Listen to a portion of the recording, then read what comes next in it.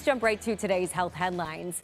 Tips for preparing the entire family for back to school season, how to help your anxious student ahead of the first day, and what to know about social emotional learning.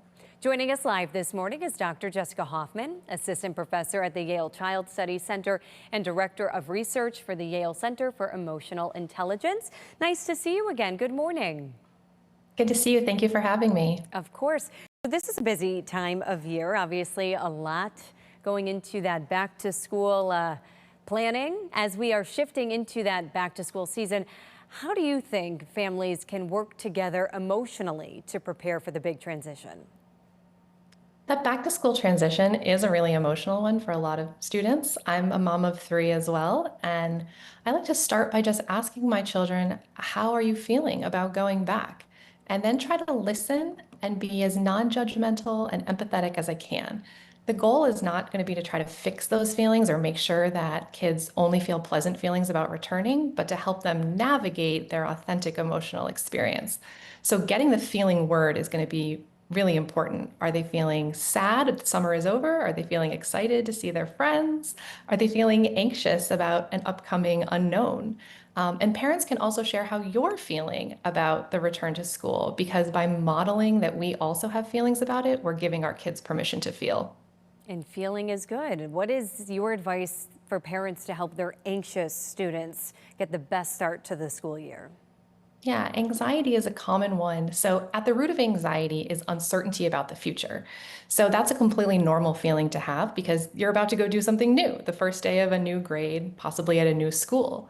So, my advice to parents is try not to talk your child out of their anxiety and rather validate that it makes sense that you would be worried or nervous because we're doing something new, and let's think about what we could do together that might help.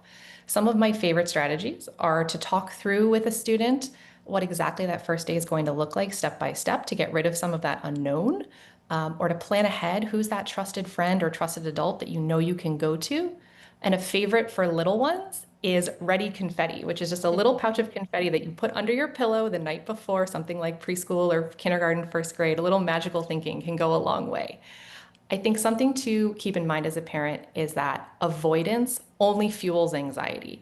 So skipping the first bus ride or skipping the first day is only going to make tomorrow even harder. We really have to do our best to help our kids face those fears and learn that bravery isn't the absence of fear. Bravery is feeling nervous and doing it anyway. Yeah, you really point out very important things. One, I love the get ready confetti. But two, sometimes it's overwhelming for parents as well. So they may say, I'll try the bus tomorrow. They push it off, they push it off. So it's nice to hear from you, a doctor who obviously studies all of this, that pushing them gently and encouraging them is the best way to go.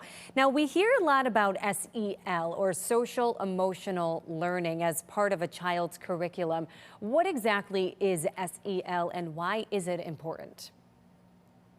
Yeah, so social emotional learning is simply the process by which people learn and develop a set of skills around their social and emotional competencies. So things like self-awareness, social awareness, how to navigate your emotions.